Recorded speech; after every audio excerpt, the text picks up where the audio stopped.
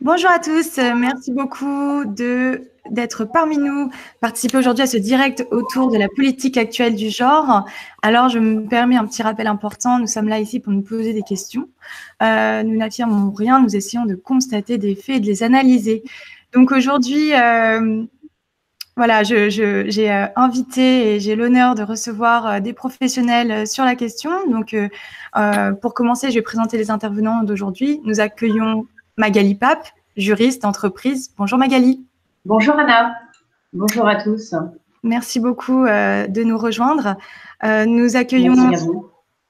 accueillons également Marie-Catherine Thévenet, psychologue et psychanalyste qui opère sur le terrain avec des parents et qui nous partagera aujourd'hui son expérience concrète donc de terrain. Bonjour Marie-Catherine. Bonjour Anna, bonjour à tous. Merci beaucoup de votre participation. Alors, et bien évidemment, vous avez aussi Ariane Bioran, que vous connaissez sur cette chaîne normalienne, psychologue, docteur en psychologie clinique et psychopathologie, auteur entre autres de Psychopathologie de la paranoïa, dont nous avons déjà parlé sur cette chaîne, spécialiste des manipulations des pouvoirs et politiques, qui, pour des soucis de connexion aujourd'hui, ne sera qu'en audio avec nous. Mais surtout, Ariane, tu as écrit L'imposture des droits sexuels et il semblerait que cela concerne la politique actuelle du genre. Donc, j'avais envie que tu nous recontextualises ce qui se passe pour ouvrir ce direct. Bonjour, Ariane. Bonjour, Anna. Bonjour à tous. On va essayer que la connexion fonctionne. Bon, si ça coupe, vous me rappellerez. Alors, oui, je n'avais pas très envie de ces sujets, mais malgré tout, il faut le faire au regard des évolutions que l'on constate qui sont très fortes aujourd'hui, on va dire des avancées idéaux, on va en parler certainement, sur la question du genre, puisque cette semaine, il y a eu en actualité la question de nommer déjà père et mère leur substituer parent 1, parent 2. Et donc, on est déjà sur une problématique quand même un peu particulière de langage. Et ensuite, des avancées, entre guillemets, des amendements proposés, un amendement notamment sur la question du changement de prénom de l'enfant quand il ne se sent pas du genre auquel il est censé appartenir. Alors, tout en mentionnant évidemment qu'il est question pour l'instant, il n'est pas question de chirurgie, de réassignation sexuelle pour les mineurs, ce qui laisse entendre qu'il en sera question dans l'avenir, ce que j'avais pronostiqué dans mon livre sur l'imposture des droits sexuels. Alors, le genre, c'est une sous-catégorie des droits sexuels. Je ne vais pas revenir sur tout ce que j'ai pu déjà développer, mais le droit sexuel, ça n'a déjà pas vraiment de sens, de donner des droits à la sexualité. Simplement, ce qui nous préoccupe quand même grandement, c'est ce qui concerne le statut de l'enfant, parce qu'on est bien d'accord que les adultes font ce qu'ils veulent au niveau de ce qu'ils font au lit, mais la question, c'est quel statut donnons-nous à l'enfant et comment le protégeons-nous, d'une part d'une sexualisation précoce, d'autre part d'une idéologie.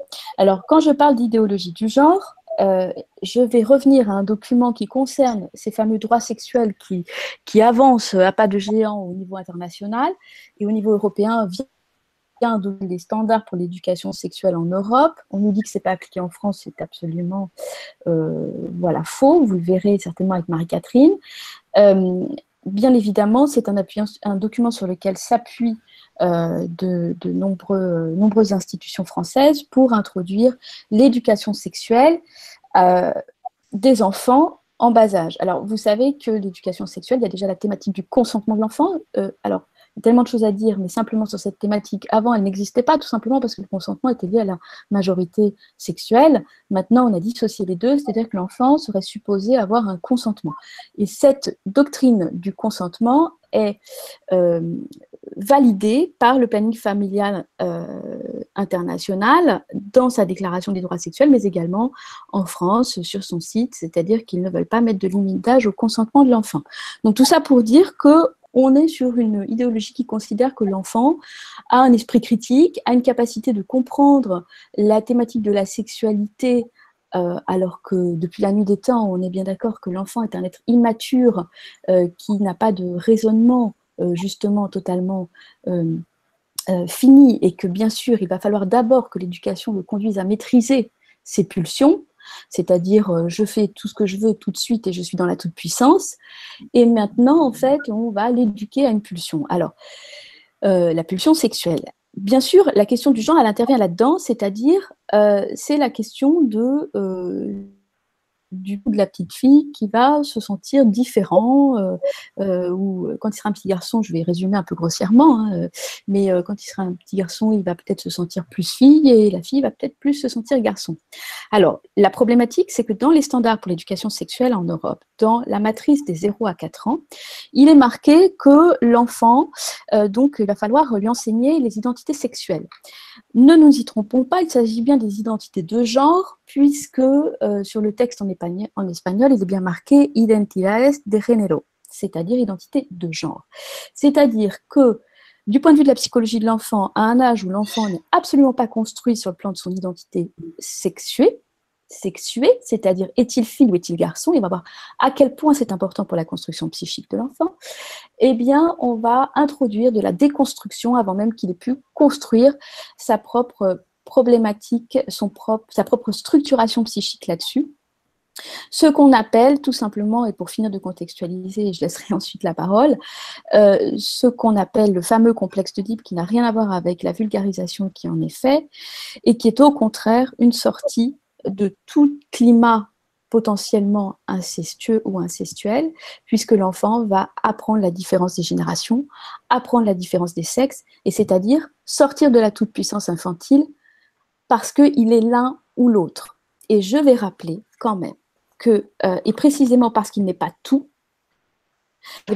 il va devoir intégrer la différence, être dans la tolérance face à une différence qui est radicalement différente de lui.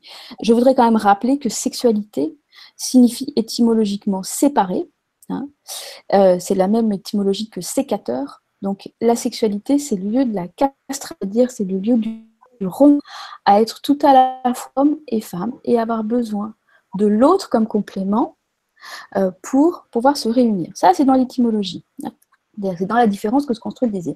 Donc, après, encore une fois, les adultes font ce qu'ils veulent. La problématique ici, c'est qu'on a l'introduction d'une théorie. Alors, on va voir, on nous a expliqué qu'il n'y avait pas de théorie du genre. Je voudrais juste dire 2 mots là-dessus. D'une théorie dont la scientificité, quand même, pose question. Donc, moi, j'ai pour principe, et je crois qu'il est bon qu'un État et que des citoyens aient pour principe un principe pythagoricien qui est qui est le suivant: dans le doute, abstiens-toi. Donc là, on a des gens qui sont dans une certitude délirante sur une certitude, hein, qui impose cette certitude sur une idéologie du genre à l'intégralité de la population, et qui, si elle entend avoir un esprit critique, simplement questionner, devient discriminante au sens où la discrimination maintenant veut dire persécuter. Donc ça n'a plus le droit de juger et d'essayer de séparer les choses par un esprit critique, ce que veut dire discriminer. En réalité, on persécute dès qu'on peut amener une différence dans le raisonnement, hein, un esprit critique. Donc je voudrais juste terminer sur, on nous a expliqué que ce n'était pas une théorie. Donc si ce n'est pas une théorie, qu'est-ce que c'est? Parce qu'une théorie, c'est quand même un raisonnement sur lequel on va fouiller. Hein. Donc, si ce n'est pas une théorie, est-ce que c'est une pratique? Et si ce n'est pas une théorie, donc c'est-à-dire qu'il n'y a pas de concept, c'est une idéologie.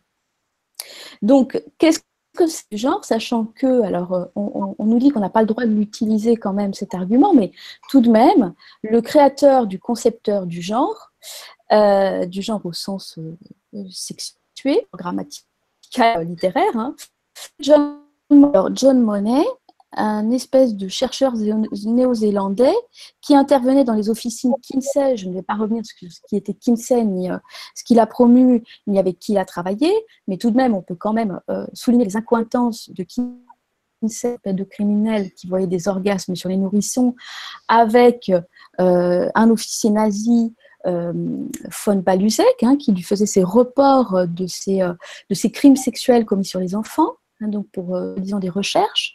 Donc John Money faisait partie de l'officine Kinsey, a fait partie de CIECUS, donc ce fameux organisme qui est dit scientifique, hein, dont la scientificité intervient entre guillemets, pour les standards pour l'éducation sexuelle en Europe, et qui est en fait l'organisme de pédagogie sexuelle des officines Kinsey.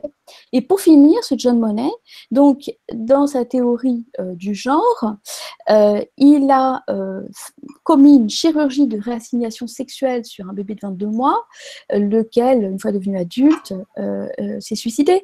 Et donc, on parle bien de castration réelle, c'est-à-dire de changer, de mutiler le sexe d'enfants. Et c'est bien à ça dont j'ai prévenu que nous allons venir. Et pour finir, ce John Money, il a prôné la pédophilie dans Journal of Pedophilia en septembre, le numéro de septembre 1987, dans Paidika. Voilà. Donc, qu'est-ce que c'est que ces gens? Et donc, est-ce qu'on peut quand même se poser la question simplement de la scientificité, en fait, de ce concept? Et en tout cas, quand bien même il peut être étudié dans des officines universitaires, pourquoi nous est-il imposé de façon, dans une certitude qui remet à plat, qui fait table rase à peu près de toute l'histoire de l'humanité? Donc c'est énorme, en fait. Voilà, je vais arrêter de monopoliser la parole, mais c'était pour contextualiser un petit peu tout ça. Eh bien, merci Ariane. Oui, c'est important puisque c'est quand même un sujet assez sensible, c'est le moins qu'on puisse dire. Et voilà, on avait besoin de recontextualiser même le mot genre, puisque moi, même quand j'étais petite à l'école, bon, c'était, j'ai 30 ans, mais quand j'étais petite, j'avais appris que genre veut dire soit féminin, soit masculin. Donc voilà, c'est important. Oui, dans le genre grammatical, en grammaire, voilà, tout à fait. En grammaire, mais maintenant, c'est étendu, quoi. Voilà, et en fait, finalement, c'est peut-être aussi cet amalgame qui est fait, qui s'est propagé au niveau sexuel, tout simplement. Voilà, donc déjà, Magali Pape, vous êtes donc, comme je disais avant, juriste d'entreprise. Est-ce que vous voudriez nous poser le cadre juridique de ces textes, de ces évolutions juridiques à l'Assemblée, et quelles sont, d'après vous, ces problématiques? Alors, je pense avant tout, avant de parler sur un point de vue juridique, je pense qu'il faut bien, si vous voulez, parler du système dans lequel nous sommes, où on a l'impression, si vous voulez, que nous sommes dans un système politique, alors que nous avons dépassé, bien évidemment, les clivages politiques, gauche-droite ou autre, et nous sommes dans un système concentrationnaire qui est quand même très bien pensé, très bien ficelé. Partant de là, la démocratie aujourd'hui est illusoire, chacun peut le voir, elle existe, mais elle est restrictive et, si vous voulez, privatrice.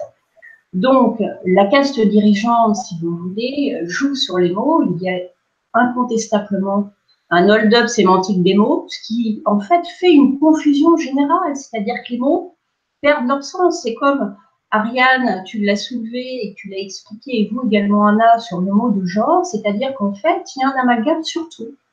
Les mots perdent leur sens, perdent leur contenu, puis après, il y a une répétition, justement, du hold-up sémantique. Donc, en fait, plus rien n'est à sa place. Et ce qui entraîne, en fait, une confusion générale et totale. Donc oui, au jour d'aujourd'hui, en fait, il y a une doctrine, si vous voulez, qui est présente, et je pense qu'il faut bien faire la différence entre des personnes, des hommes et des femmes qui ont, si vous voulez, une sexualité dite homosexuelle, et une doctrine qui, au nom du bien et au nom, si vous voulez, d'une sexualité, veut imposer, si vous voulez, il faut le dire, il faut imposer la terreur, et elles le font auprès des enfants. C'est ce pourquoi il y a, si vous voulez, cette doctrine du genre. Voilà, on peut simplement voir que sur un point de vue actuel, notamment la loi qui vient de passer à l'Assemblée nationale par une députée d'En Marche, qui justement indique il faut enlever en fait le mot père et mère sur des formulaires, notamment à l'école, et les remplacer par le parent 1, le parent 2. Et tout ça vient en fait, si vous voulez, dans la continuité en fait de cette doctrine. C'est une doctrine qui est mortifère. Voilà, alors incontestablement, bien évidemment, ce texte n'est pas définitif, puisque de toute façon, il faut qu'il soit validé par le Sénat. Quand on voit les personnes qui siègent, si vous voulez, au Sénat, on peut se douter, en mettant quand même un recul nécessaire, qu'il ne passera pas. Et donc d'ailleurs, par rapport à ça, puisque la majorité présidentielle le sait, elle anticipe, puisqu'elle est très rapide, ils font les choses, si vous voulez, de manière instantanée, ils ont refait une autre loi qui vont, à mon avis, présenter, si ce n'est pas la semaine prochaine, la semaine d'après, où ils viennent justement alléger, si vous voulez, cette loi. Et donc, ils vont proposer de mettre 2 pères, 2 mères, et ça permet en fait comme ça à des familles qui sont recomposées, qui sont avant tout des hommes et des femmes avant d'être citées par des personnes de sexualité différentes, hétérosexuelles ou homosexuelles. Donc là, de toute façon, il y a une discrimination vis-à-vis justement des familles qui, elles, se font appeler des familles homosexuelles. Alors, avant tout, elles sont des familles et ce sont avant tout des hommes et des femmes. Donc voilà. Donc de toute façon, au niveau du droit strict, au jour d'aujourd'hui, il y a un travestissement du droit. On le voit bien.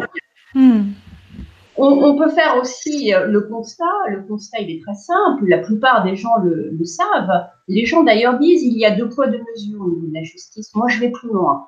Au jour d'aujourd'hui, l'état de droit est paralysé et il est substitué par un droit d'État. Une illustration, par exemple, toute simple. Regardez le boxeur, même si les violences qu'il lui-même a reconnues, si vous voulez, vis-à-vis des policiers, elles peuvent être bien évidemment condamnables, mais regardez comment la justice fonctionne. Après, au niveau de la condamnation, sur un point de vue strict du droit, on ne va pas l'indiquer ici, c'est autre chose. Regardez l'affaire Benalla, par exemple. Est-ce que le droit fonctionne? Non. On ne va pas revenir, bien évidemment, dans le détail. Donc, la difficulté, c'est que le droit, l'état de droit est paralysé. Il est substitué, je le répète, par un droit d'État. C'est ça la difficulté. On a dépassé le 2 poids, 2 mesures. Et le droit est complètement vidé de son sens. La justice est malheureusement vidée de son sens. C'est ça aussi la difficulté. Et c'est cette doctrine, en fait, qui se substitue à la justice. Donc voilà, donc on est vraiment face à un problème majeur où il faut venir, en fait, déconstruire toute cette doctrine. C'est pas que un problème de sexualité. Et quels sont les enjeux, en fait, justement, quand c'est l'état de droit qui se met en place? C'est-à-dire que finalement, ça peut devenir chaotique au niveau juridique. Enfin, c'est une question bête parce que je ne m'y connais pas vraiment, mais quelles sont les limites, en fait? Les limites par rapport à quoi? C'est-à-dire que là, comme je vous dis, l'état de droit est indispensable, primordial dans une démocratie. À partir du moment où il est paralysé, si vous voulez, il y a des violations de droits. Voilà. Par rapport à tout ce qui se passe, notamment à l'école, l'éducation, des droits à la sexualité, des cours à la sexualité, tout ça est proposé, si vous voulez, avec un plan au départ sous couvert de la légalité, parce qu'il y a des droits et des lois qui sont passées. Mais à un moment donné, il faut le dire, ce sont simplement des lois qui sont pédophobes. Elles sont pédophiles parce qu'elles sont contre les enfants. Et ce qu'on a demandé aux enfants, si ils étaient d'accord et s'ils étaient aptes. D'accord. Ma question, c'était, est-ce que les parents ont le droit de s'opposer à ce genre de choses si ça devient légal ou illégal? S'opposer à quoi? Eh bien, une nouvelle loi Mais non.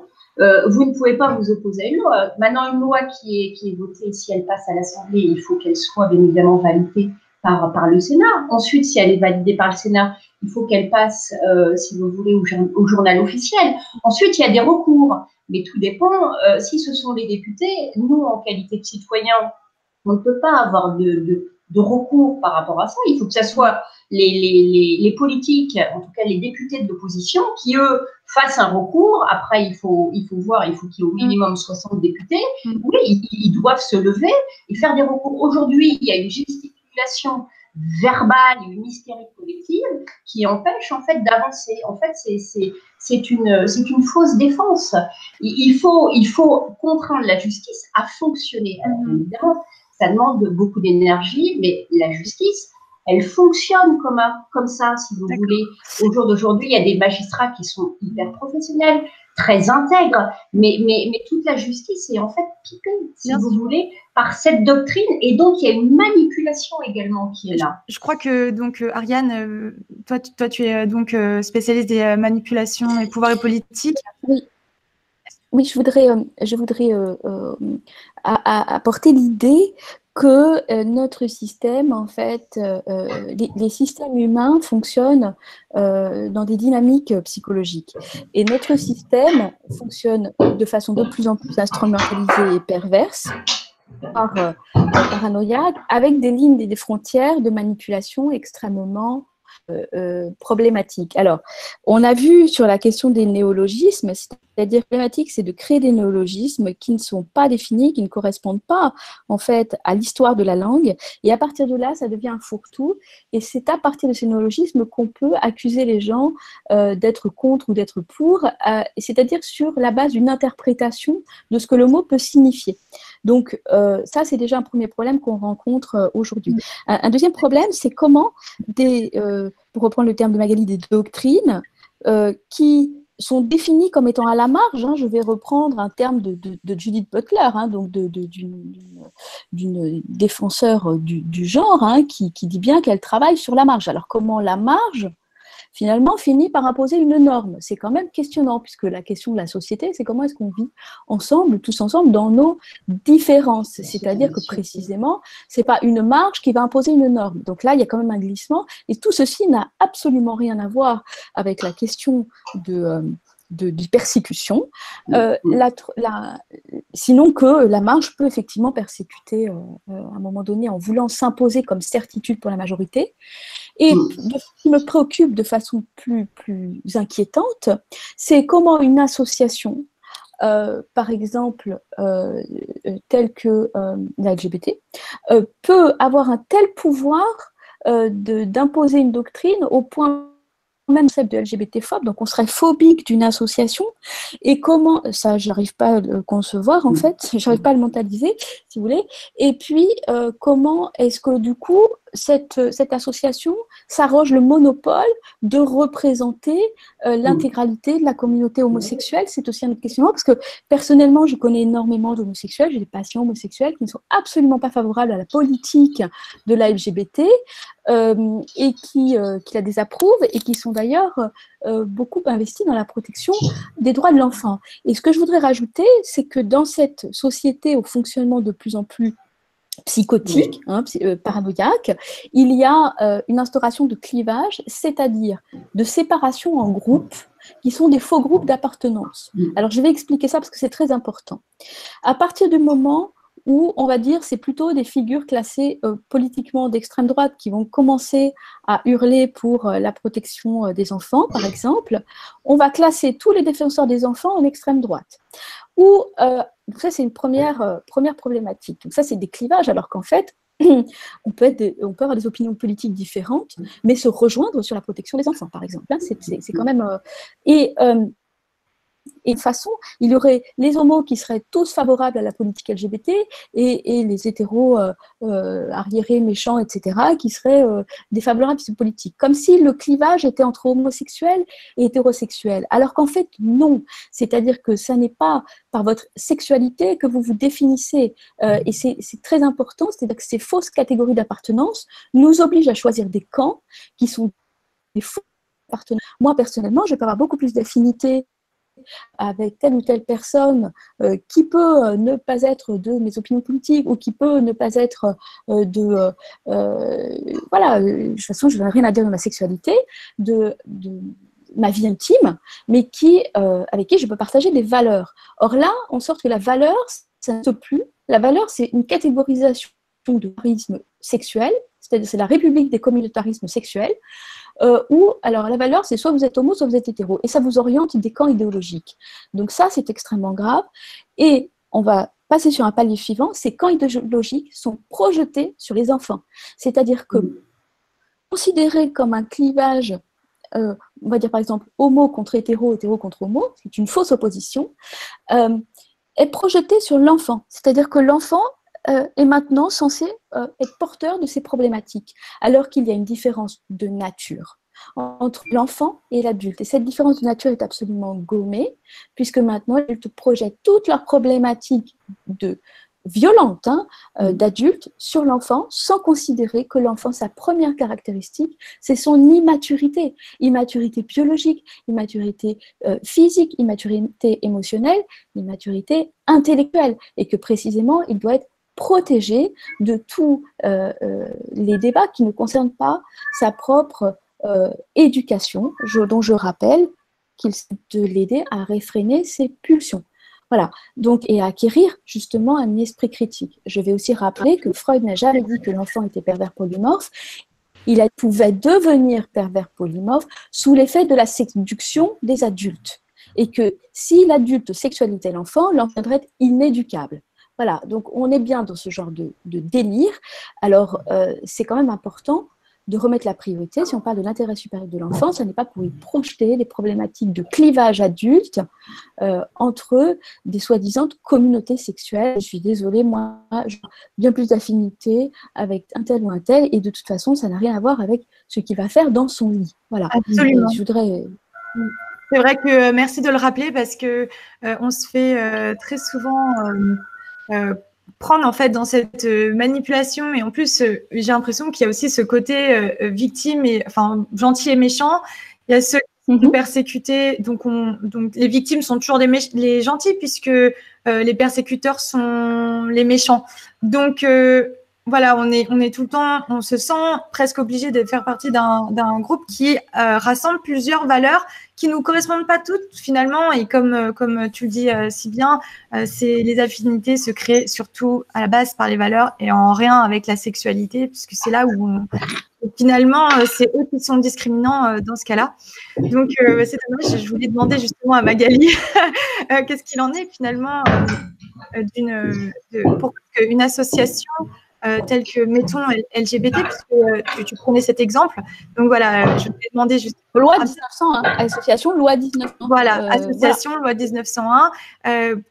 Voilà, quels sont ses pouvoirs? Ce que je voulais demander à Magali, quels sont ses pouvoirs au sein de, en fait, dans la loi, quoi, tout simplement. Au niveau de l'association LGBT? Oui, est-ce que c'est légal qu'une association arrive à faire changer non, mais ce qu'il faut bien savoir, on a regardé, si vous voulez, à plusieurs reprises avec Ariane, il y a plusieurs associations qui se dénomment LGBT avec différents mots qui viennent, si vous voulez. Ils sont en fait une association de loi 1900, mais ce qu'il faut bien comprendre, si vous voulez, c'est que je pense que la doctrine, elle n'est pas au départ, si vous voulez, construite au sein de cette association LGBT ou de ces filiales, en fait, si vous voulez, parce qu'il y a des partenariats entre les unes et les autres en fonction des différentes protections, si vous voulez. Je pense que c'est le système, notre système, comme je vous dis, qui est concentrationnaire, qui est dogmatique et qui s'impose, si vous voulez, au nom du bien, en filtrant, si vous voulez, ce motif de protection pour des personnes de sexualité homosexuelle, si vous voulez. Donc, je pense que même ces personnes qui sont au sein de ce type d'association sont complètement manipulées. Et eux, ils instrumentalisent le droit, ils le travestissent pour que leur doctrine soit intouchable et qu'elle passe, si vous voulez. C'est du totalitarisme et c'est très arbitraire.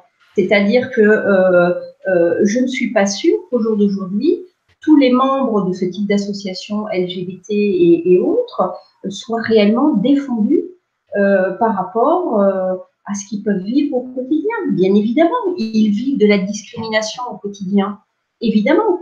Mais comme des femmes vivent des discriminations, comme des personnes différentes les unes des autres, si vous voulez. Donc voilà.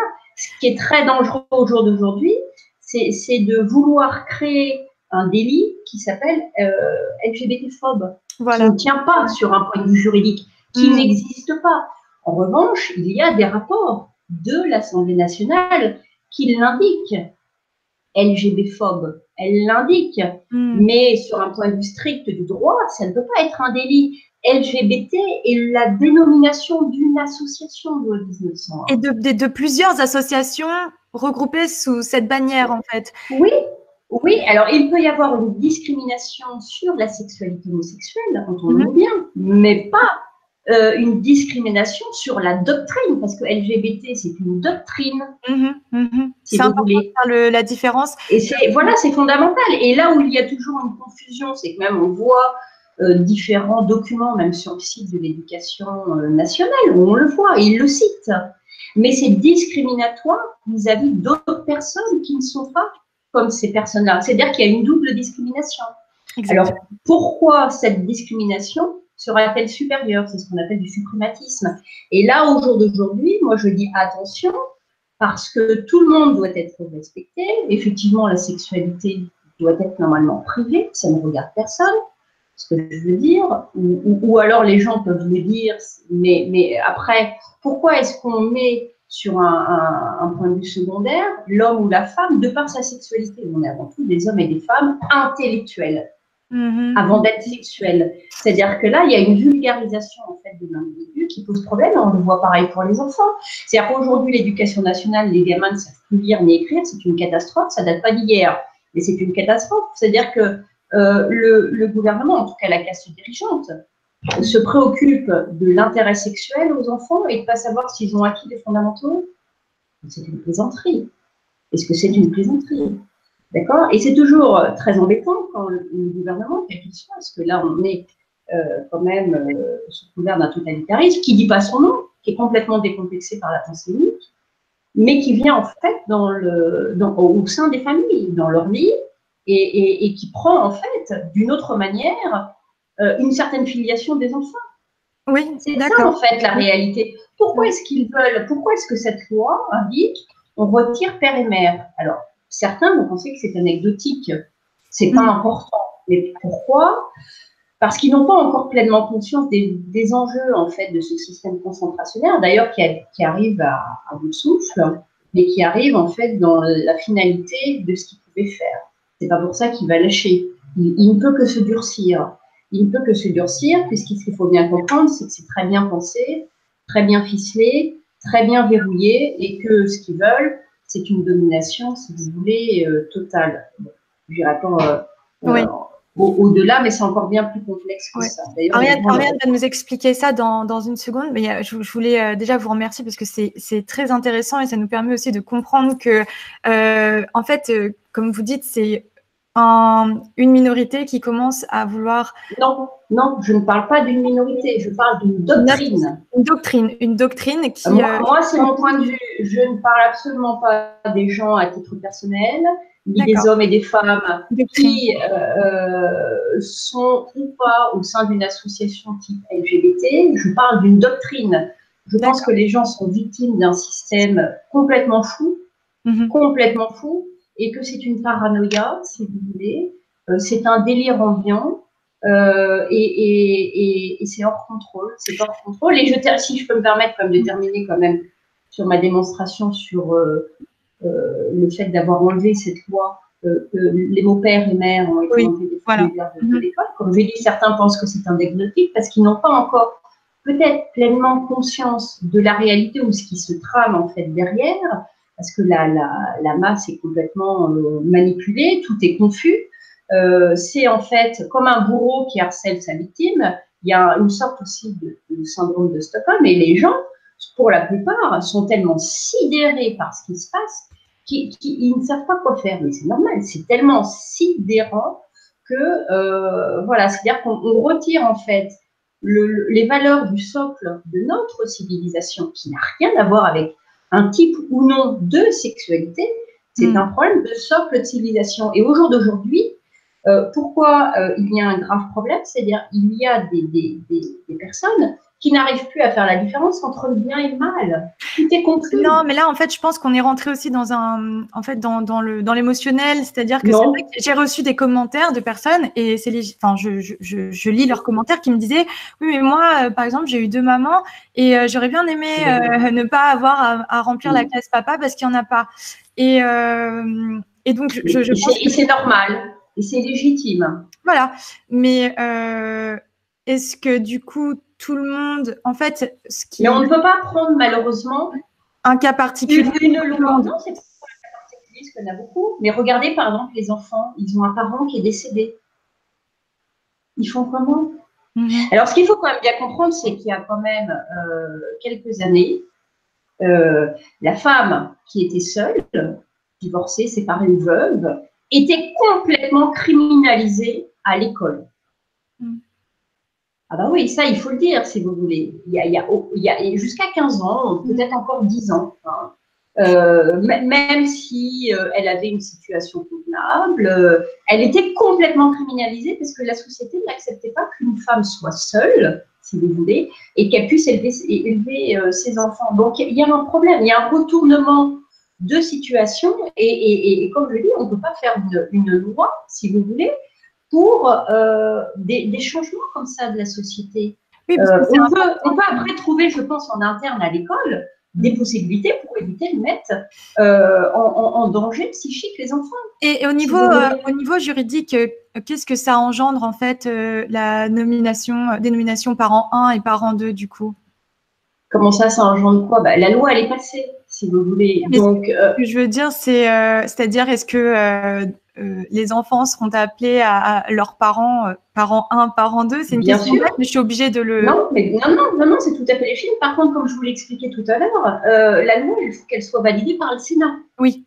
D'accord? Et il est très vraisemblable, si vous voulez, que ça ne passe pas en l'état. D'accord? C'est-à-dire que ça soit retoqué. Alors, attendons de voir. Alors, attention, il faut réagir maintenant. C'est pas ce que je dis. Mais sur un point strict juridique, c'est pas validé par le Sénat. D'accord? C'est ce que je vous ai expliqué tout à l'heure. En revanche, même si c'est validé par le Sénat, si ça passe au journal officiel, oui, c'est applicable, évidemment. Mais après, moi, je dis, à partir du moment où ce sont des formulaires en plus administratifs à l'école, chaque parent a la liberté, s'il le souhaite, de rayer la mention.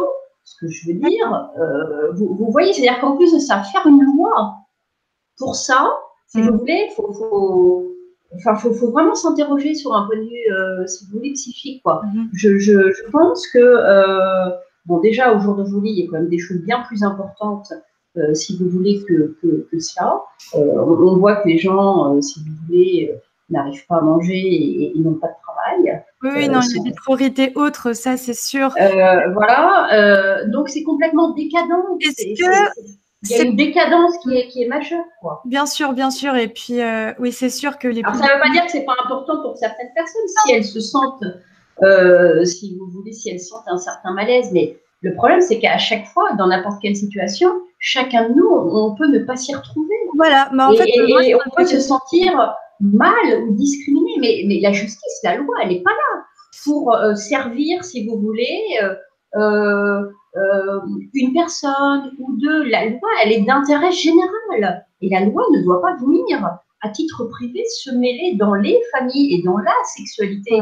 Il est là, le dérapage. Le dérapage, il est là. Les lignes rouges ont été franchies depuis bien longtemps. Oui, c'est très important. Écoutez, merci beaucoup pour votre intervention. Je vais demander à Ariane si elle veut bien de nous expliquer ce que cela veut dire au niveau psychologique chez l'enfant et chez les parents. Est-ce que c'est aussi une porte ouverte à parents 3, 4, 5? On ne sait pas. Ah bah évidemment. Oui. Évidemment. Oui, alors, il y a énormément de choses à dire, il faut essayer de synthétiser. La première chose, quand même, je crois qu'il faut essayer d'introduire des nuances à l'endroit où on essaye de nous mettre des catégories opposées dans lesquelles il y a un sac fourre-tout et qu'on est obligé d'avaler comme tel. Et bon, moi en tout cas, si j'ai un combat à donner, c'est à dire qu'il faut réintroduire de la nuance et de l'esprit critique et de la pensée. Donc je voudrais d'abord réinterroger ce concept entre guillemets de LGBT-phobe. Ça veut dire, est-ce qu'on a le droit de critiquer une association ou pas? Et est-ce qu'on pourrait imaginer l'association des supporters de football nous imposer comme ça toute une ligne, tout un nouveau langage, et si on n'est pas d'accord ou si on peut émettre une pensée critique, on est contre l'association. Alors, est-ce que c'est être contre l'association que de rappeler que régulièrement, en tout cas, il me semble, tu apporteras des éléments là-dessus, il y a eu des problématiques de scandales sur des personnalités, de scandales pédophiles sur des personnalités, comme dans d'autres associations, ça n'est pas la seule, mais à un moment donné, est-ce que c'est être contre l'association de dire ça? Et qu'est-ce que c'est quoi? Qu'est-ce que c'est l'interdiction donc d'être contre une association? Il y a vraiment un problème, j'ai vraiment un problème au niveau de la pensée critique. Ensuite, je voudrais rappeler que les homos n'ont jamais attendu la loi pour faire des enfants. Je veux dire, à un moment donné, c'est depuis la nuit des temps, les gens s'organisent, font ce qu'ils veulent dans leur sexualité, également dans leur vie de famille. Je vais rappeler aussi que voilà, la loi, elle est là pour la question, sur un plan philosophique, de du contrat de société. Je crois que c'est très important. Et il y a un glissement depuis quelques années. Alors, c'est comme ça, mais on peut le mettre sur le plan philosophique. Hein, c'est que le mariage, maintenant, est assimilé à l'amour, alors qu'il s'agissait d'un contrat de famille et de filiation. Alors, bien ou mal, hein, enfin, j'ai même pas de jugement là-dessus. Je fais juste une analyse. Et donc, maintenant, la norme, c'est l'amour. Donc, c'est la norme sociale. Mais alors, l'amour est extrêmement changeant. Hein, donc, si on fonde la norme sociale sur l'amour, pourquoi pas, hein, c'est très joli. C'est très joli. Mais en termes de structure et de transmission depuis la nuit des temps, de ce qui existe depuis la nuit des temps, c'est quand même questionnant. Hein, parce que l'amour, on peut changer du jour au lendemain. Donc, c'était pas ça, ni le mariage ni la famille, c'était un contrat de filiation. Et je crois que il est important de revenir, je voudrais revenir sur la question du statut de l'enfant. Il me semble qu'aujourd'hui, la vraie division n'est pas la division ou le faux clivage entre homosexuels et hétérosexuels. C'est un clivage, ça c'est un faux clivage. La vraie division, c'est la division entre une conception du monde où l'enfant est une valeur marchande qui se vend, qui s'achète, et qui donc devient un objet de consumériste qui va avoir les mêmes droits, avoir le droit à une sexualité, etc. Et comme je l'ai indiqué dans mon livre, pourra aussi avoir le droit de se marier, etc. Ou est-ce que nous restons dans une civilisation où l'enfant et l'être humain n'a pas de valeur marchande et effectivement reste dans un rapport sacré. Ce rapport sacré, il s'enracine dans une autorité temporelle, c'est-à-dire que avant de faire table rase complète de tout ce qui existait avant, il faut quand même se demander pourquoi ça fonctionne comme ça depuis la nuit des temps. Alors c'est peut-être un mauvais système, peut-être qu'il faut le remettre en question. Il me paraît complètement prématuré et sans aucune prudence de le remettre en question ainsi. Et je crois que si on parle de la question des droits de l'enfant, il est important aussi de revenir à la question de la psychologie, c'est-à-dire qu'est-ce que c'est que la psychologie de l'enfant? Pourquoi les psys de l'enfance ne sont jamais interrogés? Alors, on m'a critiqué sur ma pseudo-légitimité, je ne serais pas légitime. Alors, je vais rappeler que ma première formation est en psychologie de l'enfance maltraitée, c'est là-dessus. Donc, c'est ma première professionnalisation, donc j'ai tout à fait mon mot à dire là-dessus. Pourquoi les psychologues de l'enfant ne sont pas entendus? Et encore une fois, pourquoi va-t-on faire primer des discours tels que des discours de sexologues ou de pédagogues qui, a priori, n'ont aucune connaissance en psychologie de l'enfant pour parler de l'enfant? Et s'ils ont des connaissances en psychologie de l'enfant, c'est bien qu'ils les doivent à la psychologie de l'enfant. Donc pourquoi, à un moment donné, on ne parle pas de la psychologie de l'enfant? Pourquoi on nous serine cette histoire d'amour? Alors voilà, les gens s'aiment, ils aiment les enfants. Alors la question, s'ils aiment les enfants, à un moment donné, peut-on soulever la question du rapport du rapport émotionnel, du rapport hormonal du nourrisson au corps de sa mère, par exemple? Et qu'est-ce que c'est qu'un arrachement traumatique, en fait, du nourrisson au corps de sa mère? Parce que c'est tout le système qu'on est en train de nous vendre.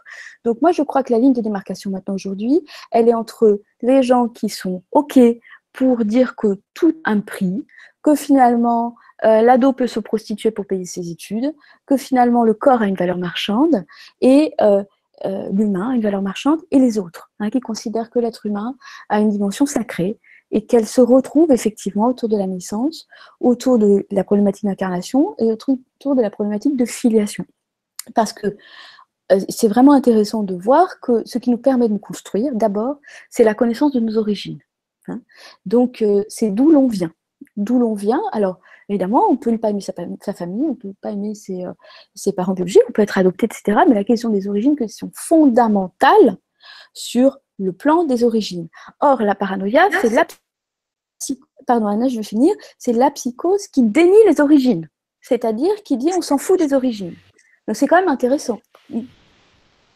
Pardon. Oui, non, c'est très intéressant parce que justement, on rentre du coup dans ce que disait Magali, c'est-à-dire la loi adoptée sur parent 1, parent 2. Oui, c'est-à-dire que en fait, on peut se dire, oui, c'est que des mots. La problématique, c'est que le monde fonctionne de façon symbolique. C'est très important. Le symbolique prime dans tous nos appartenances sociales. Hein. Donc, à partir du moment où il y a aussi une autre question philosophique à se poser, c'est la question de l'opposition entre la nature et la culture. Sommes-nous des êtres de nature ou sommes-nous des êtres de culture? Alors, je vais essayer d'expliquer ça en 2 mots. De nature, c'est que nous sommes des êtres biologiques, etc. Donc, ça voudrait dire que si nous ne sommes que des êtres de nature, par exemple, eh bien, on continue de vivre dans la forêt comme Tarzan. Mais si on est des êtres de culture, c'est qu'on construit une civilisation. Bon, alors, c'est toute une dialectique entre les deux. Donc, par nature, l'être humain se reproduit à travers une reproduction sexuée, qui a un sens, bien sûr, très profond, qu'on pourrait analyser pendant des heures, mais je vais essayer de faire court. Donc, cette reproduction sexuée, qui fait intervenir des facteurs, comme aussi des facteurs biologiques, comme les hormones, etc., et les facteurs psychiques inconscients extrêmement forts, comme la question de la psychologie, psychogénéalogie, psychologie transgénérationnelle, donc qui font intervenir des facteurs qu'on ne se reproduit pas forcément avec n'importe qui, justement de par ces facteurs-là psychiques extrêmement puissants.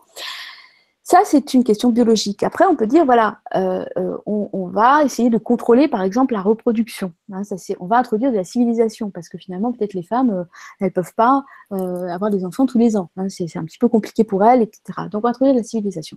La problématique, c'est quand la soi-disant culture vient absolument contredire et écraser la nature.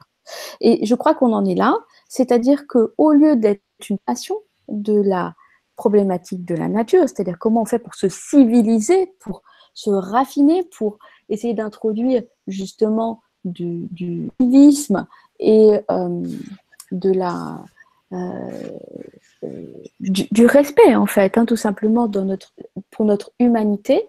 Comment on en vient à écraser tout ça et à finalement contredire la nature, c'est-à-dire que maintenant on en est à dire, donc finalement si l'enfant il naît d'un sexe, il va pouvoir, selon son immaturité psychique, très tôt, hein, donc quand il va explorer les identités sexuelles entre 0 et 4 ans, pouvoir dire que, parce que c'est ce qui nous attend là, à moyen terme, il va pouvoir dire qu'il veut changer de sexe et il va être mutilé dans son sexe de naissance.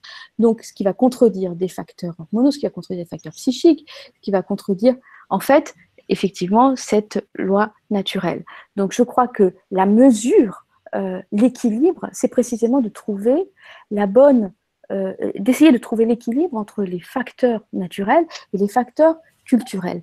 Or là, on a une espèce de camps qui finissent par s'entrevoir et qui finissent par s'entrechoquer extrêmement violemment. C'est les tenants de la loi naturelle et les tenants de la loi pseudo-culturelle. Et en fait, c'est ni l'un ni l'autre, quoi. C'est-à-dire qu'on est toujours dans ces clivages qui font que ça nous dissocie en tant qu'être humain. Et cette question donc de parent 1, parent 2, ça vient abraser, ça vient totalement brûler, on va dire, la question du père et de la mère, qui est la question naturelle de la reproduction biologique naturelle. Or, on sait très bien que derrière ces droits sexuels, et comme je l'ai démontré, il y a une politique eugéniste à la façon du meilleur des mondes d'Aldous Huxley, et c'est ce qui nous attend. C'est pour ça que je parle de consumérisme et de la question de l'achat-vente de l'enfant, ce qui contredit totalement, en fait, la vie psychique de l'enfant, ce qui aussi, en fait, questionne, hein, du point de vue des droits des femmes, parce que deviennent ces femmes qui finalement deviennent des pondeuses, qui par faute d'argent vont arracher un enfant à leur fratrie. Donc tous ces enjeux-là, c'est comme si la vie psychique n'existait pas. Et je crois que surtout cette dimension, j'aimerais beaucoup plus entendre les psys, donc qui se caractérisent quand même majoritairement par leur lâcheté, sur ces questions-là de la vie psychique précoce de l'enfant. Donc père et mère, c'est précisément la question.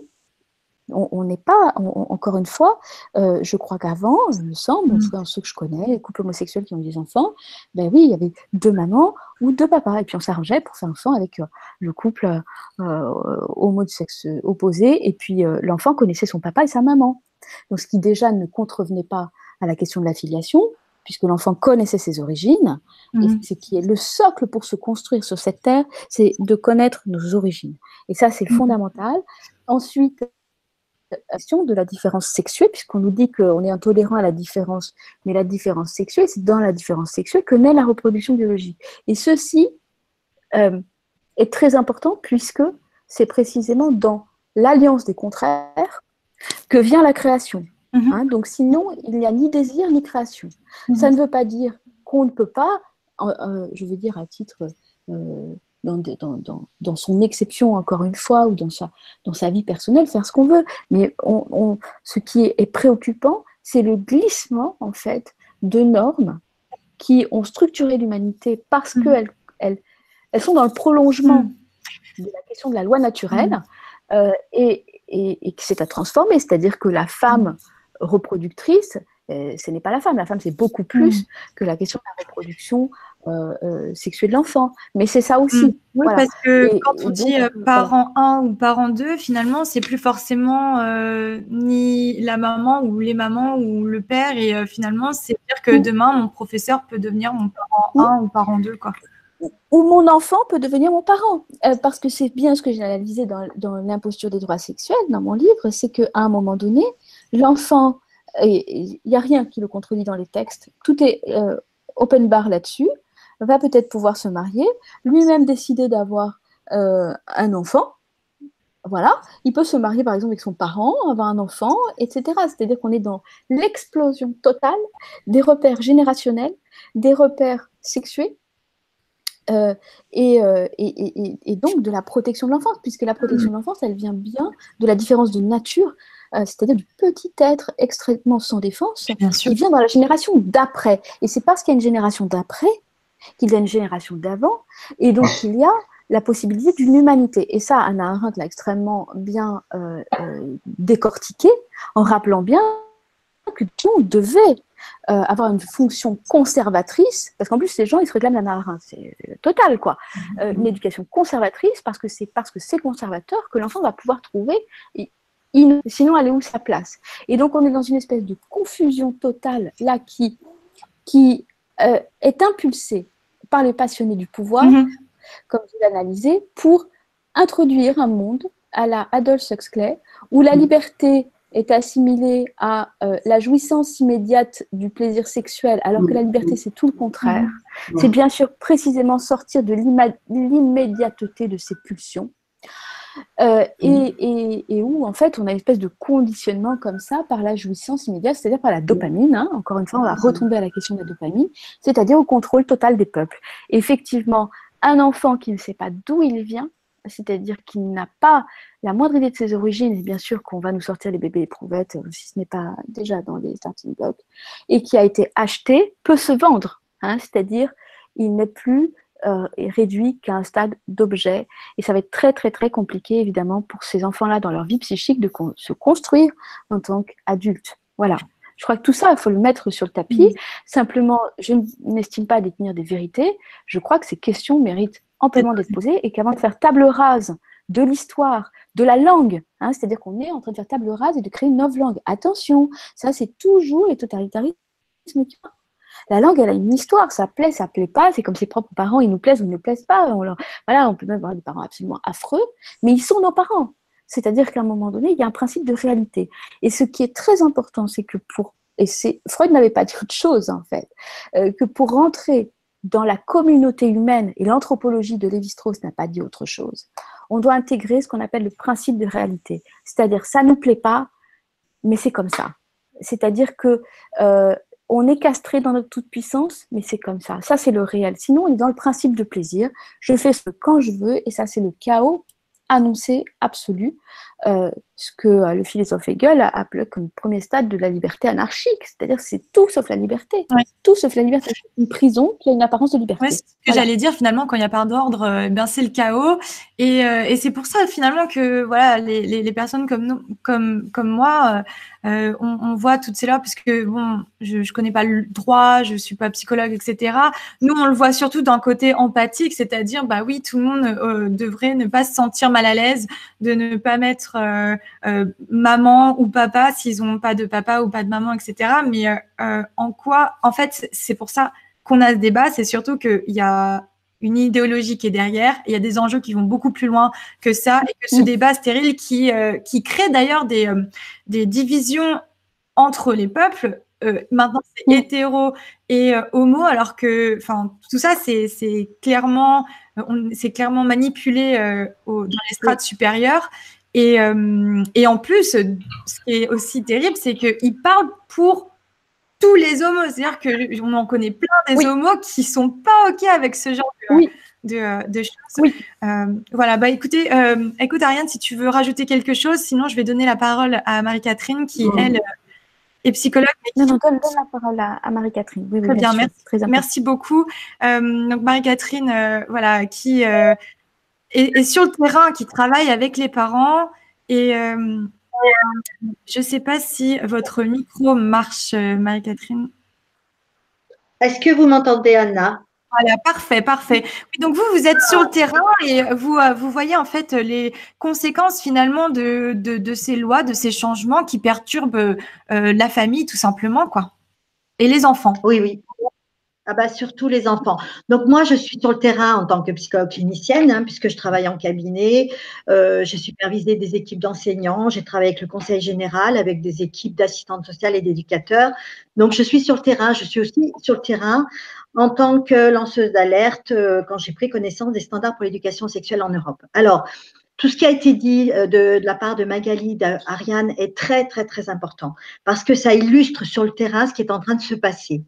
En 2 ans de temps, j'ai vu un glissement très, très, très dangereux, très, très grave des effets de ces standards qui se mettent en place à une vitesse très, très rapide là. Et j'ai été très interpellée par le fait qu'il y a une espèce de déni, une espèce de sidération qui amène parents et enseignants, voire aussi des collègues psychologues, à ne pas se poser la question de qu'est-ce qui est en train de se passer quand on voit qu'un enfant va mal. Donc au début, il y a 2 ans, je posais la question, j'avais certaines réponses du style déjà en maternelle. J'en avais parlé avec une enseignante que je connaissais qui m'avait dit « Ah ben ça y est, je comprends alors parce que ma collègue a reçu des planches. Je n'ai jamais su quelles planches parce qu'elle n'a pas voulu me répondre. Elle les a présentées aux enfants, des enfants de maternelle de 3 ans et on a bien vu que les enfants n'allaient pas bien. Ah bon, d'accord. Alors qu'est-ce qu'il y avait sur ces planches ? Eh ben, on voyait une maman qui allait accoucher, parce que alors ça fait beaucoup partie, l'impact de l'image, on assiste beaucoup sur l'impact de l'image. Donc, ces enfants voyaient les jambes écartées d'une maman, le sexe bien ouvert d'une maman qui venait d'accoucher et un couple en train de copuler. Ce ne sont pas mes paroles, ce sont les paroles de cette institutrice de maternelle. Et un couple en train de copuler. D'accord. Et elle me dit, je comprends maintenant. Et quand je l'ai questionnée pour lui dire, mais d'où venaient ces planches, elle s'est rétractée en me disant, mais je ne veux pas qu'elle ait des ennuis.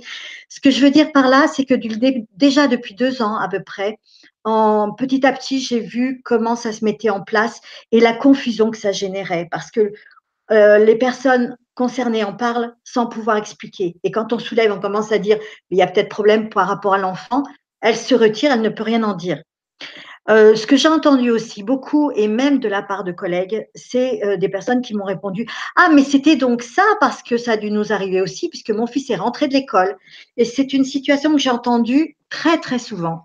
Mon fils est rentré de l'école en boudant et nous a dit, pourtant c'est un enfant qui est précoce, il s'exprime bien, nous a dit « Eh ben, vous savez ce qu'on a fait aujourd'hui à l'école, c'était dégueulasse. » Alors le mot dégueulasse revient régulièrement. Donc ça, c'était il y a 2 ans, petit à petit, une amie qui me dit que sa fille est en classe de CM2, est rentrée en classe. Alors au programme, grosso modo, c'est la reproduction. Pour leur expliquer la reproduction, on leur passe un film, on leur passe un film d'un couple en train d'avoir une relation sexuelle. Moi, j'appelle ça du porno, mais bon, allez, on ne tient absolument pas compte de ce que l'enfant ressent. Il y a eu un glissement très, très grave ces derniers temps et là, je suis confrontée à la situation de plein fouet depuis à peu près, on va dire 2 semaines, 3 semaines, dans un collège privé de ma ville, 6e, 5e et puis le lycée seconde où les cours ont été mis en place, les cours à l'éducation sexuelle. Alors, ce que je voudrais dire à ce niveau-là, c'est que déjà qu'on se mette d'accord de quoi on parle, parce que l'éducation sexuelle se fait depuis très, très longtemps, on n'en parlait pas comme ça.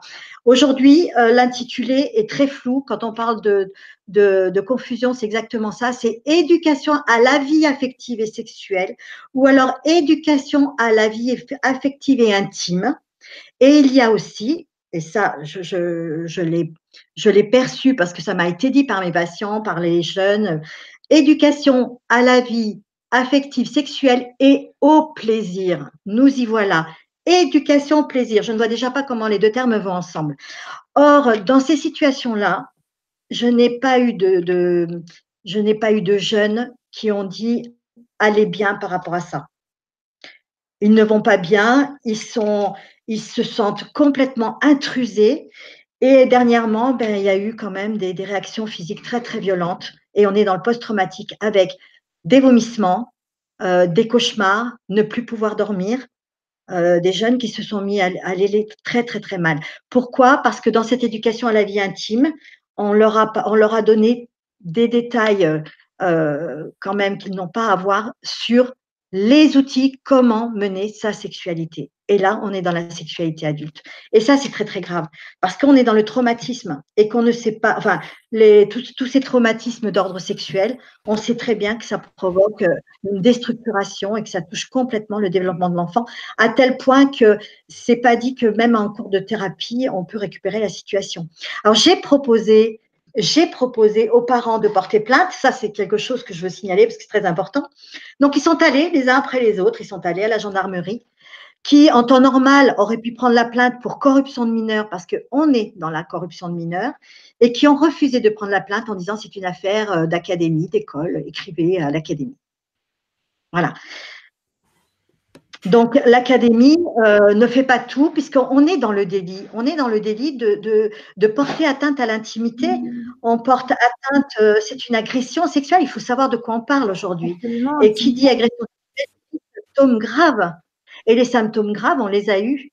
On les a à tel point que les parents, sachant que je luttais contre les droits sexuels, m'ont téléphoné tout de suite en me disant « Ah, ça y est, ça arrive, mon enfant ne va pas bien, qu'est-ce qu'on fait? On ne peut pas laisser faire ça. » Donc, quels sont les principaux symptômes qui viennent après ce traumatisme ou les éventuels? Très vite. Alors, très vite. Alors, il y a plusieurs sortes de symptômes. Ce sont des enfants qui ne vont pas bien, qui se replient, mais qui ne parlent pas. Ça, c'est déjà un des symptômes que je considère dans les plus graves parce qu'il va garder, il ne va rien dire. Il se renferme, il va dans sa chambre, il est gêné, mais il ne va rien dire. Et si les parents ne sont pas attentifs, comme ils ne s'imaginent pas ce qui se passe à l'école, parce qu'il faut comprendre qu'ils n'ont pas encore vraiment pris la mesure de ce qui se passe, on ne leur dit pas clairement. Ceux-là vont dire que leur enfant ne va pas bien, il a peut-être passé une mauvaise journée, mais l'enfant va se replier.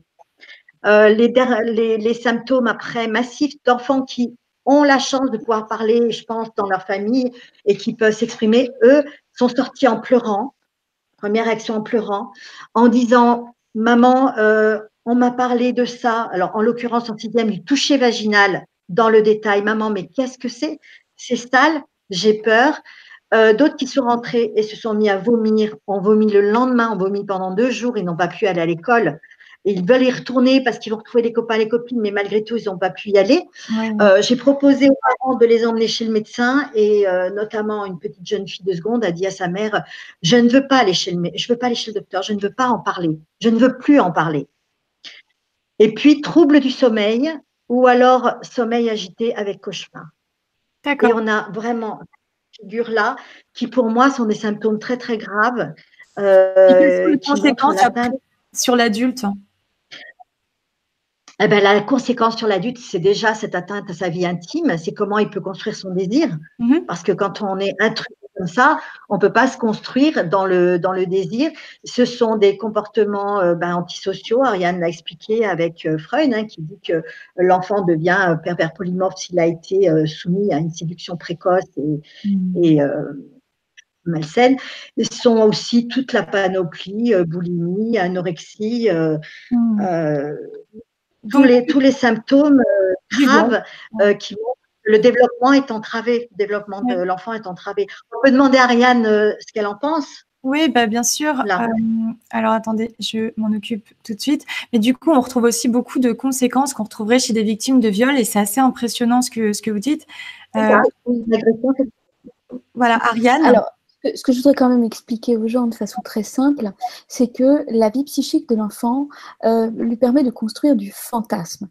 Et c'est très important de pouvoir fantasmer, c'est-à-dire de ne pas mettre en place dans le réel ce qu'on peut se représenter dans sa vie psychique, et y compris de fantasmer sur la reproduction. Genre, l'enfant, il va se construire une idée d'abord première sur comment ça marche, peut-être, et puis ça ne correspond pas à la réalité, puis après, il fera évoluer tout ça, et c'est sa façon de se construire dans le fantasme. Il faut bien se dire que, en fait, le traumatisme, c'est quand on vient effracter cette vie psychique en lui imposant une réalité qui est précoce, prématurée et que l'enfant ne peut pas assimiler. Et je voudrais dire un point, c'est que qui n'a pas la capacité de fantasmer, ce sont les pervers. Voilà, ce sont les pervers, ce sont les pédophiles. Voilà. Donc ils imposent dans le réel. Alors que, si vous voulez, souvent quelqu'un va se dire, mais est-ce que par exemple, moi je suis pédophile parce que j'aime bien regarder les jeunes filles de 17 ans. Les patients, ils peuvent se poser ce genre de questions. Et à partir du moment où ils se posent la question et ils sont dans une vie fantasmatique, ils ne sont pas dans le passage à l'acte. C'est ça qu'il faut bien comprendre. C'est que là, il y a un passage à l'acte extrêmement transgressif sur les enfants. En plus, ils disent qu'il faut faire ça de façon anticipée par rapport à ce qu'ils sont capables de. Donc, c'est d'une violence effroyable, sans parler, bien sûr, du caractère totalitaire de se mêler de l'intime. Depuis quand l'État va nous expliquer comment on doit baiser? Excusez-moi, mais il y a un moment donné, c'est pas à l'État de nous expliquer ça. On n'a pas eu besoin de l'État avant. Donc, et puis, c'est toujours la petite blague que je fais, c'est les 7 positions sur le site dont on s'exprime, pourquoi celle-là et pas d'autres, parce que le Kama Sutra, c'est quand même beaucoup plus ample. Mais là, la problématique, c'est l'État vient nous expliquer ça, il vient expliquer ça aux enfants. Et donc, vient les traumatiser avec des images effractives, avec des choses que le psychisme de l'enfant n'est pas du tout en capacité d'intégrer et qui va collusionner avec sa vie fantasmatique. Qui n'est pas du fantasme sexuel, qui est comment il peut se représenter, par exemple, être né. C'est sa construction imaginaire. Et c'est très important qu'il puisse la conserver. Et quand il sera au moment de l'initiation adolescente, puisse, au moment qui est le sien, dans sa temporalité à lui, pouvoir effectivement être dans cette initiation sexuelle. Mais voilà où il est le trauma et la gravité du trauma sexuel de ces enseignements. Donc là, si je comprends bien, pour vulgariser un petit peu, c'est une transmission de perversion sur des enfants qui se construisent et qui construisent leur modèle de pensée, de fantasmer, etc. Oui, c'est une projection perverse. C'est une projection perverse que l'enfant a une sexualité et a une sexualité identique à celle de l'adulte. Mais je dis déjà qu'il y a une sexualité parce que l'enfant n'a pas de sexualité. Il y a un moment où il faut revenir sur les mots, parce que j'entends les professionnels dire il a une sexualité. Non, l'enfant est traversé par des pulsions qui sont de différents ordres et que l'éducation doit contenir. Et dans ces pulsions agressives, pulsions de meurtre, effectivement, des tas de pulsions, de voler l'objet de son voisin qui nous fait envie, etc. Et l'éducation, elle vise à refouler ça, à aider l'enfant à refouler cette vie pulsionnelle pour pouvoir vivre en société. Très bien. Se construire. Voilà. Merci beaucoup. C'est très important de le dire parce que c'est vrai qu'avec les mots, on peut faire beaucoup d'amalgames. Moi, je voudrais demander quand même à Magali, du coup, au niveau juridique, avec toutes ces perversions de langage d'ailleurs, où on ne sait pas trop à quoi nous en tenir, comment ça se passe pour les familles? Le micro est branché ou pas? Si, vous m'entendez? Oui. Oui. Alors, en fait, comment ça se passe? Je pense qu'il faut dire les choses de manière très claire. C'est une violation des consciences. C'est un viol des consciences. C'est-à-dire, à un moment donné, il y a un amalgame, toujours pareil par rapport à un hold-up sémantique, c'est-à-dire qu'en fait, sous couvert du bien, sous couvert de lutter contre la discrimination, le gouvernement impose, par des lois qui sont des lois scélérates, des cours d'éducation à la sexualité et qui, en fait, quand on voit le contenu, c'est pornographique, si vous voulez. Donc, inévitablement, c'est un viol des consciences. Alors après, bien évidemment, les enfants vont avoir des réactions diverses par rapport à ça, en fonction de l'âge, en fonction du vécu, en fonction de la personnalité. Mais la chose dramatique, c'est de banaliser, si vous voulez. Comment est-ce qu'au jour d'aujourd'hui, on peut expliquer qu'une loi a été validée et que les cours d'éducation à la sexualité ont pu intégrer, si vous voulez, l'école? Mais c'est complètement délirant. C'est un délire paranoïaque. C'est un délire paranoïaque. Et tout ça, je le répète, sous couvert de lutter contre toute forme de discrimination. On ne va pas dire à un gamin en primaire, quel que soit de son âge, on va t'apprendre à lutter contre toute forme de discrimination. Il n'est pas construit. Il faut d'abord une protection, mais au sens propre du terme, pour protéger l'ensemble des enfants. Et au jour d'aujourd'hui, si vous voulez, dans le système dans lequel on est, où les mots sont complètement inversés, parce que ça, c'est toujours pareil, c'est le délire paranoïaque. Il n'y a rien pour protéger les enfants. On ne parle pas sexualité avec les enfants.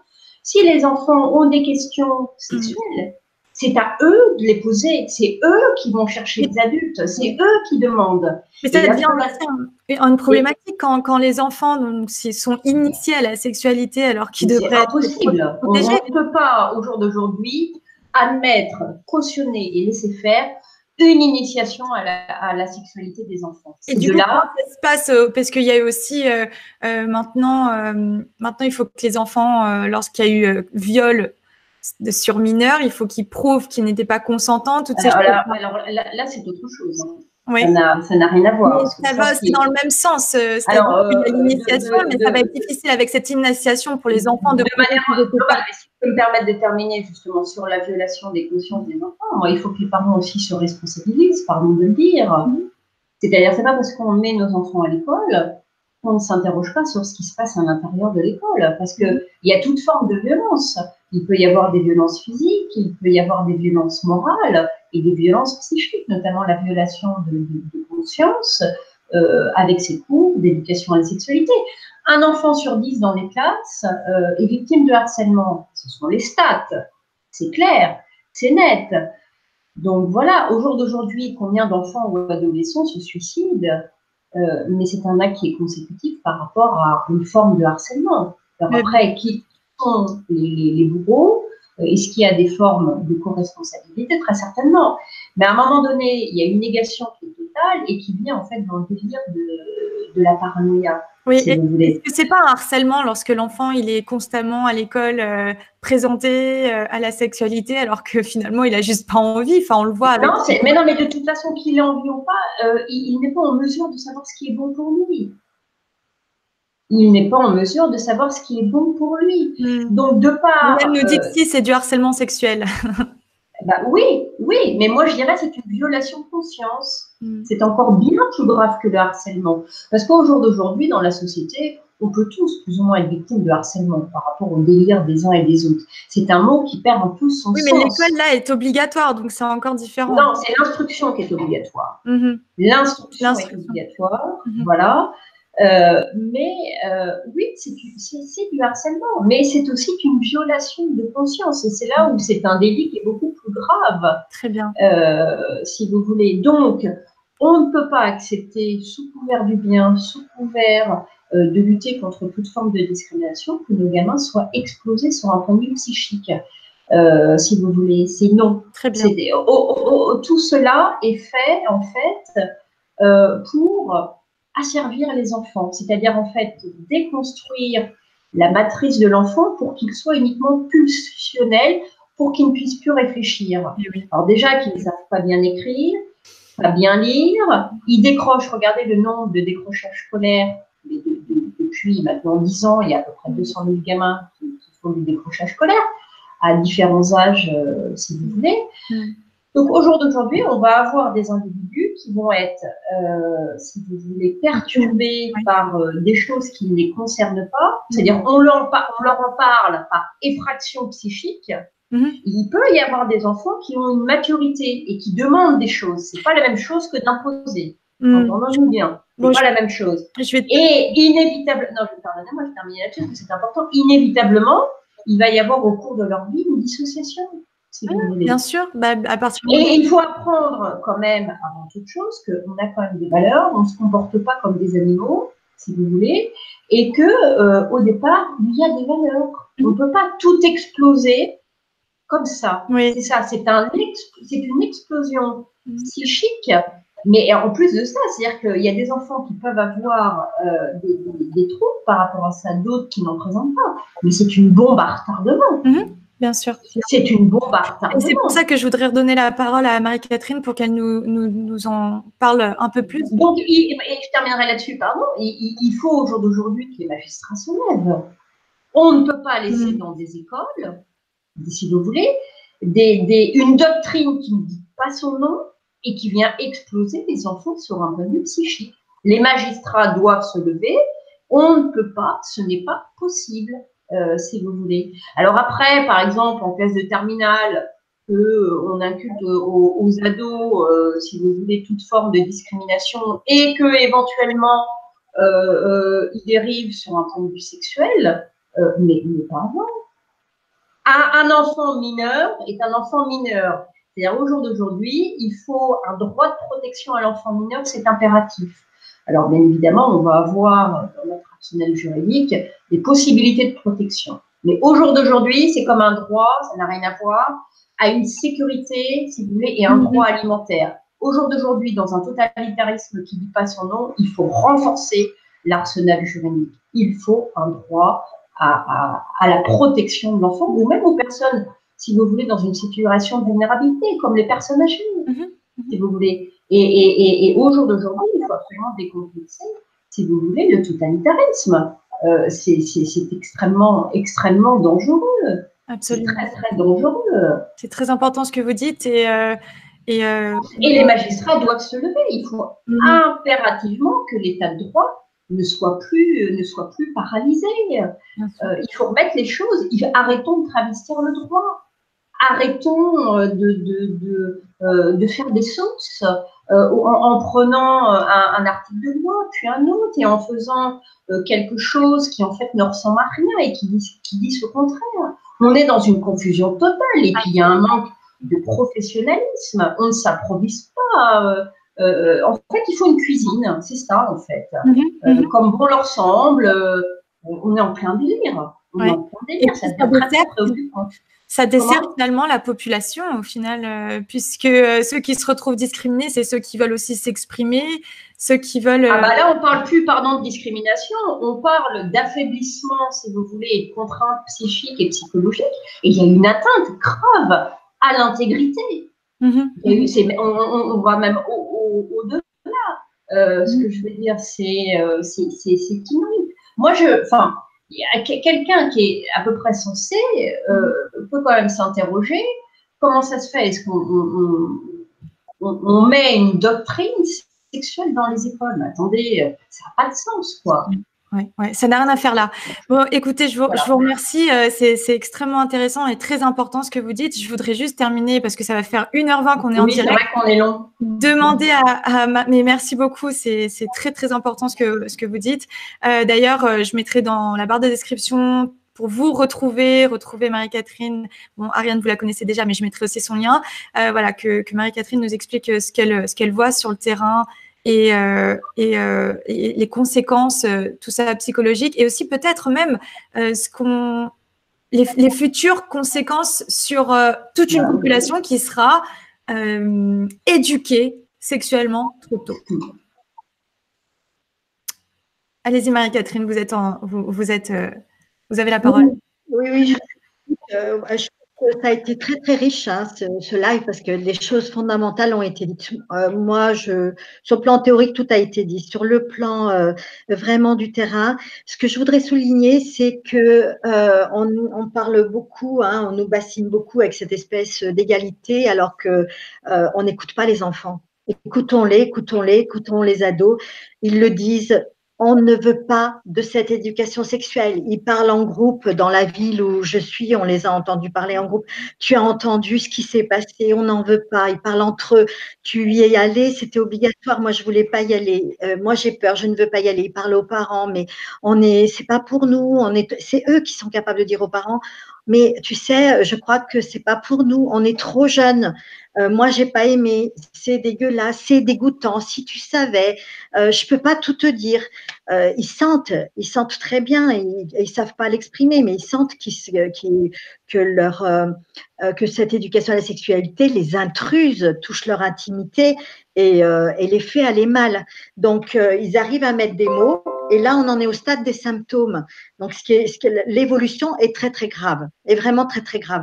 Et les parents doivent être très, très attentifs à ce qui se passe parce qu'ils n'imaginent pas du tout que leur enfant à l'école, ils rentrent dans l'école et ils peuvent être intrusés comme ça sexuellement de cette manière-là. Après, on peut s'attendre à tout. Hein. Ariane a parlé de la perversité. Une intrusion sexuelle trop tôt provoque aussi, justement parce qu'il y a un problème par rapport au fait de la pensée, puisque le psychisme est intrusé, le problème de la répétition. Hein, des enfants très jeunes, on donne des détails, qu'est-ce qui va se passer quand ils sont en train de jouer en toute innocence un petit garçon, une petite fille, alors qu'on a donné des informations sexuelles qui ne sont pas de leur âge, qu'est-ce qui va se passer, qu'est-ce que ça va produire dans le fait d'être dans ce pulsionnel complètement libéré qui va faire qu'ils ne vont pas être en mesure de contenir leurs pulsions et que ça va être des pulsions qui vont complètement habiter l'enfant, produire des actes sur les autres enfants à connotation sexuelle. On peut s'attendre à tout, mais en tout cas, pas à une citoyenneté telle qu'on la connaît.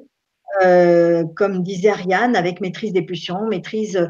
Donc, je pense qu'aujourd'hui, on n'arrive pas à se vraiment, ou alors on a peur de voir exactement ce que ça va donner dans quelques années et dans pas très longtemps.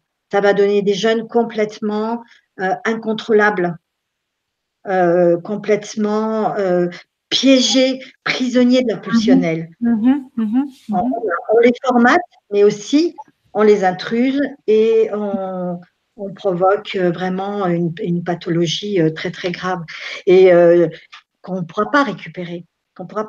Donc, ces standards d'éducation sexuelle sont à combattre vraiment très, très fortement. Et ceux qui sont les adultes, ce sont les parents qui vont protéger les enfants.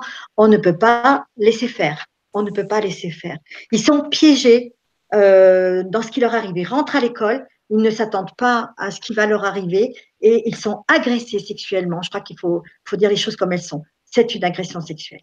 Absolument, puisque ce que vous le disiez, finalement, les symptômes, ça me rappelle beaucoup les symptômes que l'on peut retrouver après qu'une personne ait subi un viol.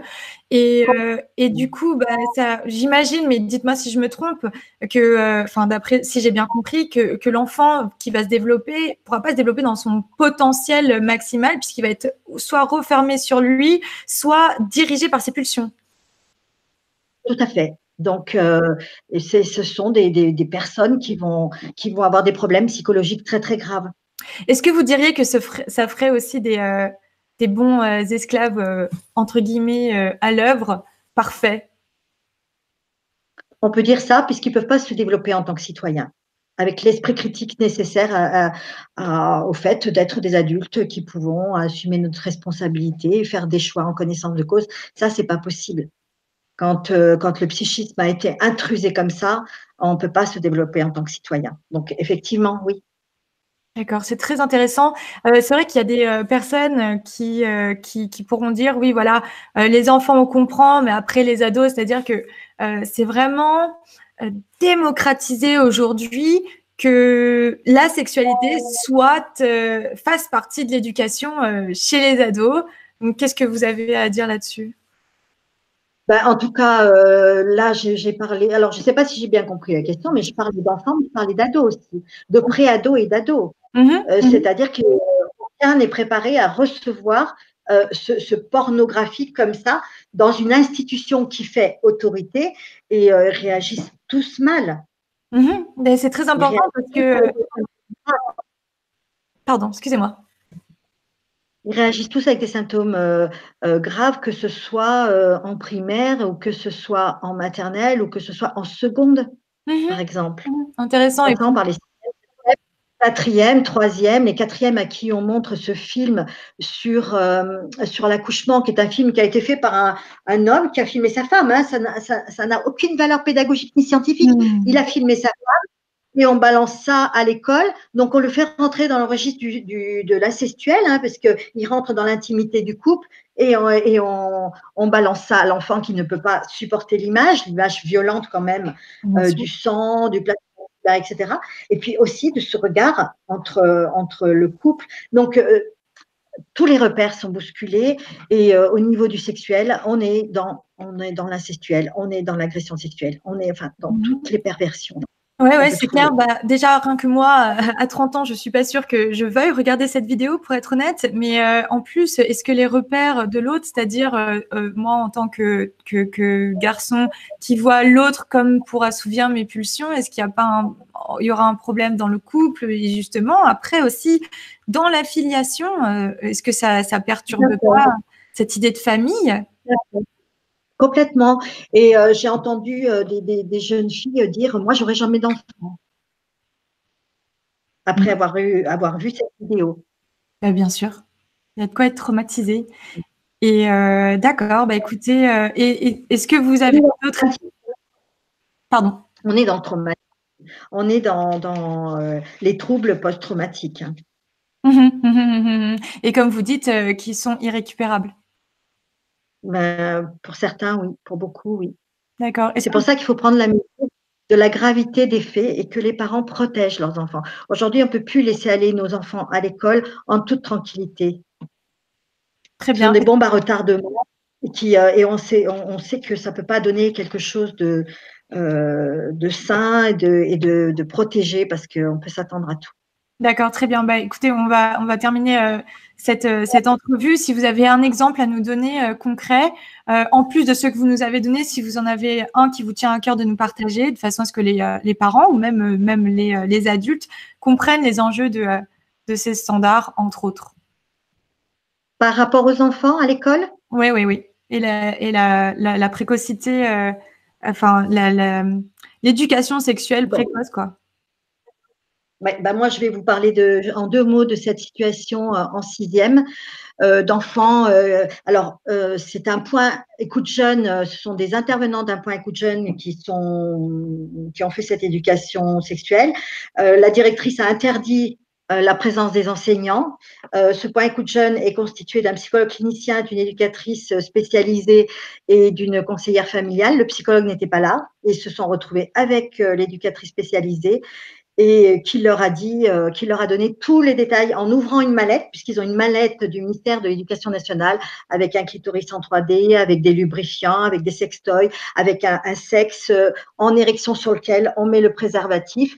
Et là, ils ont eu des explications de techniques telles que se gifler le visage, que la fille se gifle le visage avec le pénis du garçon. Donc, j'avais dit le toucher vaginal en détail, le dessin de l'anus, comment il faut gigoter dans le lit, voilà. Et les enfants de 6e sont sortis et ont été courir vers leurs parents. Donc, c'est ce que je disais tout à l'heure, mais cette situation, elle est vraiment particulière parce qu'il y a eu je trouve que ça a été vraiment massif, c'est-à-dire qu'ils sont sortis, c'est ces enfants-là de 6e qui ont commencé à pleurer, à dire qu'ils avaient peur, ne voulaient pas ressortir de chez eux, ne voulaient plus retourner à l'école, à pas dormir, à demander mais qu'est-ce que c'est ça, c'est sale, c'est dégoûtant, mais qu'est-ce que c'est? Je veux dire là, on a vraiment l'illustration de ce que c'est vraiment que cette éducation sexuelle.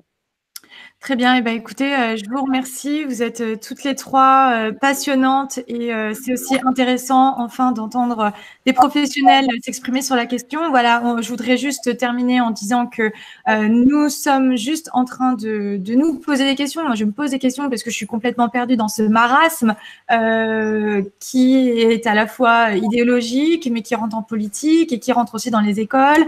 Quel est l'avenir? Voilà, c'est des questions qui sont légitimes à se poser.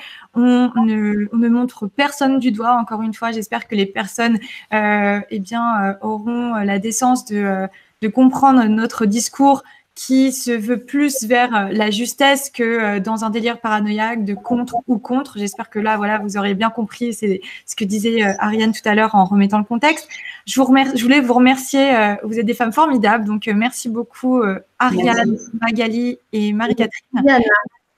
Merci beaucoup à tous ceux qui étaient en direct. Vous avez été nombreux, vous êtes encore nombreux. Je vous remercie infiniment. N'hésitez pas à laisser en commentaire vos questions et peut-être que nous aurons un prochain live, un autre live si celui-là vous a plu. Je vous dis à plus tard. à tous. Est-ce que, Adna, je peux rajouter un tout petit truc? Excusez-moi, je voudrais rajouter un tout petit truc. C'est que cette incitation sexuelle par l'adulte ne concerne pas que. Soyez bien conscients que cela concerne toutes les structures socialisantes de l'enfant, également hors champ scolaire, je n'arrête pas de le dire, cela passe par le ministère de la Santé. J'ai établi des ramifications de ces fameux droits sexuels et je voudrais quand même rappeler qu'ici, nous essayons de réfléchir à la protection de l'enfant et nous sommes loin d'une affiliation politique quelconque. Mais pensez-y, ça n'est pas que l'école. Encore à l'école, il y a des enseignants, il y a des gens qui sont structurés, qui peuvent aussi, je veux dire, faire un petit peu tiers dans tout ça. Alors que hors champ scolaire, où est-ce qu'on est, hein? Donc, je renvoie un petit peu à toutes mes analyses là-dessus. Ça provient aussi du ministère de la Santé. Voilà, exactement. Donc, évidemment, ce n'était pas un débat politique du tout, puisqu'on ne vote pour aucun parti, puisqu'il n'y en a aucun qui nous représente ou représente. Et en plus, je pense que vous êtes d'accord, mesdames, pour dire que la politique actuelle est un jeu de dupes. Complètement. Voilà. Donc, voilà. La doctrine, de toute façon, a le dessus sur la politique. D'ailleurs, il faudrait presque interdire le mot politique et la politique. Quand on voit ce que la politique a fait, notamment le socialisme, ça devrait être interdit. Et bon, écoutez, merci beaucoup. Je vous laisse maintenant tous méditer sur ce qui a été dit et n'hésitez pas à commenter. Et si jamais vous voulez un débat numéro 2, nous pourrons répondre à vos questions parce que nous sommes là surtout pour ça. Je vous remercie à tous. Merci d'avoir participé à ce débat et à plus tard. Au revoir. Au revoir. Au revoir, merci. Au revoir. Merci beaucoup. Au revoir.